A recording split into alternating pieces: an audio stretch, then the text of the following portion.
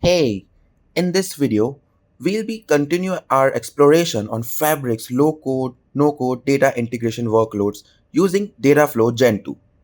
So, your restaurant is growing. Now, to keep up with the demand, you're setting up a spatial food preparation station in your kitchen. And that basically is what Dataflow Gen 2's work here is.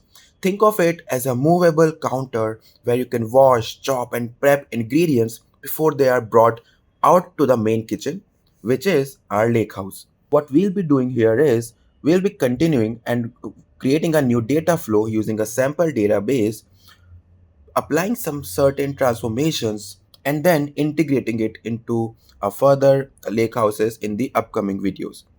So let's create our very first Dataflow Gen 2. So from the workspaces on the left side navigation, click your workspace. And now you will see an option here to select on new item where you can see all the fabrics artifacts, and we'll pick up Dataflow Gen 2 workload. We can rename it, maybe press locations. Now let's start by connecting to our source. So you can click on get data from the top left of your screen, which will open up a window that will allow you to explore all the available data sources. Now, if you have worked on Power BI Desktop before, you will be quite familiar on how the data flows Gen 2 would also look like. The UI and everything is quite similar to Power Query, and you will be able to uh, understand a lot more features and capabilities similar to how people have used in Power Query as well. So now from here, after putting up the required path, we'll select our source tables, which in our case would be application.cities and application.state provinces. And once those are selected, you can click on create. Now that we have connected to our sample database and created the queries for the tables, we can start by applying a data transformation process. So we'll begin by working with the application cities table before we can join it to the state provinces table.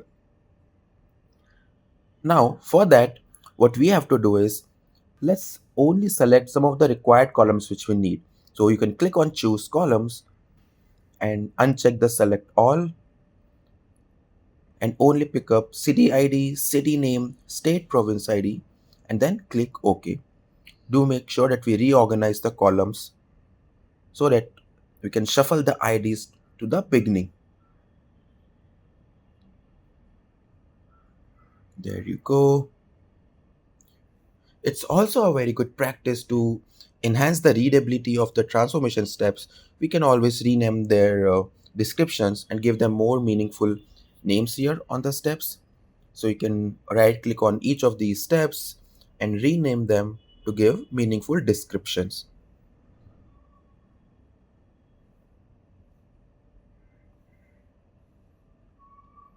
Okay, so after we have completed this, let's open Advanced Editor. This is where we can see our complete mashup or M code that has been written for the steps which are provided, which have been provided and applied here. Just pay a very close attention to the naming conventions we have applied, right? Now, the last option or the last step which we'll perform for the application cities would be to disable the staging of data flow.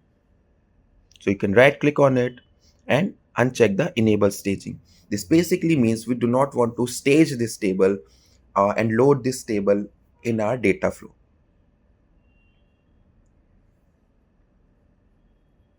Now, whatever steps which we have done, let's follow the process and repeat it again for the state provinces as well. So from here, we'll again choose the respective columns to keep only state province ID, code, name, and sales territory. Then you can click OK. Make sure that you give the meaningful names to the steps.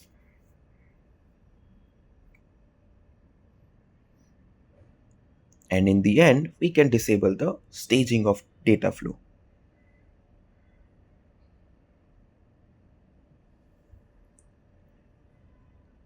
only picking up the necessary columns are very crucial for making sure that your tables are always optimized. Consider it like instead of accepting every item from the supplier's catalog, you carefully choose only the ingredients which you want. Just apples, not all the fruit, just tomatoes, not the whole crate, right? So in data flows, this means selecting only the relevant columns like city name, ID, state province ID for your recipes. All right. So now these two are done. You can see we have both of our queries ready. What is pending right now is to merge these two tables into a single specific location.